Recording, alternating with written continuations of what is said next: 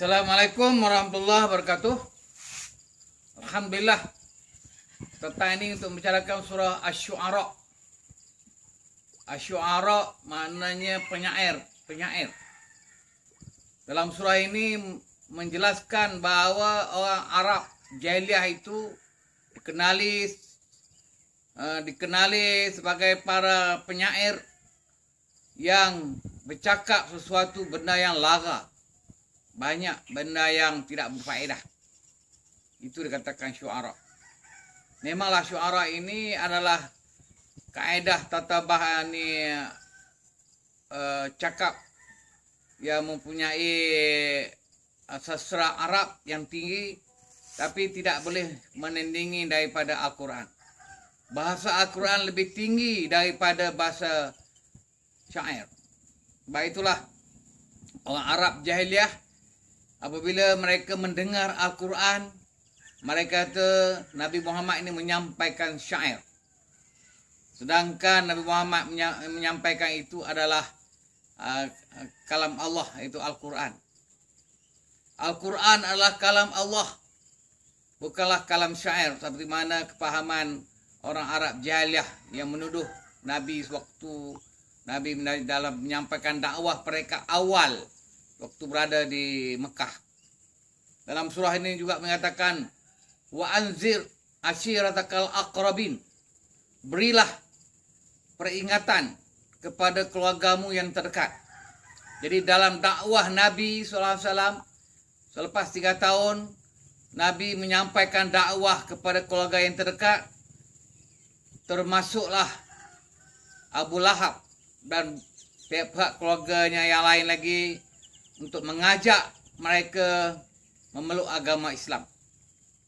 Nabi Muhammad telah menyampaikan surah dakwahnya di Bukit Safa, mengajak hai bani sekian untuk datang mendengar syarahannya. Dan Nabi menceritakan, dia akan menceritakan suatu kisah yang mengatakan di belakang ini adanya tentera berkuda. Apakah kamu percaya? Jadi itu sebagai satu perhatian Nabi. Jadi pihak hadirin kata, benar, kami percaya engkau adalah seorang yang benar. Kemudian Nabi menyampaikan bahwasanya antakula qauli la ilaha illallah, bahwasanya engkau ucapkanlah tidak Tuhan melainkan Allah. Inilah suruhan pertama yang Nabi sampaikan kepada masyarakat Mekah, mengajak masyarakat Mekah khususnya dekat keluarga yang terdekat, masuknya Abu Lahab. Dalam majlis itu adanya Abu Lahab. Dalam majlis itu Nabi mengajak di kalangan masyarakat keluarganya untuk mempercayai bahawa tidak Tuhan melainkan Allah. Sedangkan di kalangan orang masyarakat Mekah pada masa itu, mereka menyembah berhala. Pada saat itu Abu Lahab mengatakan, taballak ya Muhammad, celakalah engkau hai Muhammad. Itulah sumpahan Abu Lahab kepada Nabi Muhammad SAW yang apabila mengajak untuk menyembah, mengatakan Tuhan itu Allah. Sebab itu Allah Ta'ala turunkan satu surah, ini kena surah Lahab, tapi saya telah terangkan. Inilah dalam surah ini, termasuk dalam surah ayat-ayat Makkiyah, waktu Nabi menyampaikan surah dakwah kepada kaumnya, kepada keluarganya yang terdekat, termasuklah Abu Lahab dan keluarga yang lain.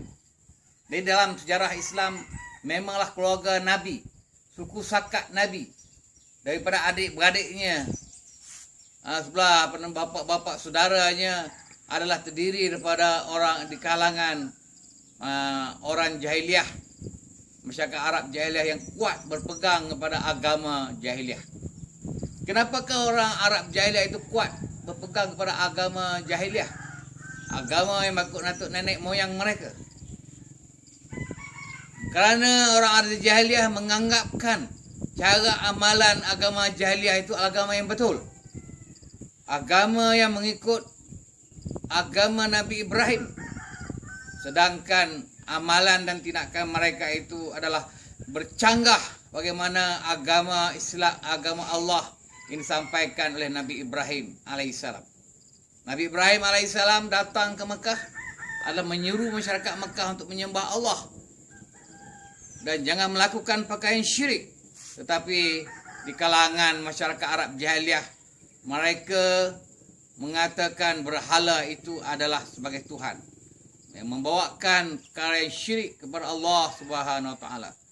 Sebab itulah Nabi Muhammad SAW, mereka awal menyeru masyarakat Arab jahiliyah itu supaya kembali menyembah Allah. Janganlah percaya selain daripada Allah itu adalah sebagai Tuhan. Masyarakat Arab jahiliyah ini disebut dalam Quran juga adalah satu masyarakat yang mempercayai bahawa Tuhan itu banyak macam-macam penyembahan yang mereka sembah. Ada yang sembah sungai, ada sembah pokok kurma, ada yang sembah laut, ada yang sembah syaitan pun ada sembah jin pun ada. Inilah masyarakat Arab jahiliyah, macam-macam kepercayaan. Macam itulah macam orang Melayu dalam zaman mengikut agama animisme dulu. Macam-macam kepercayaan yang mereka berpegang.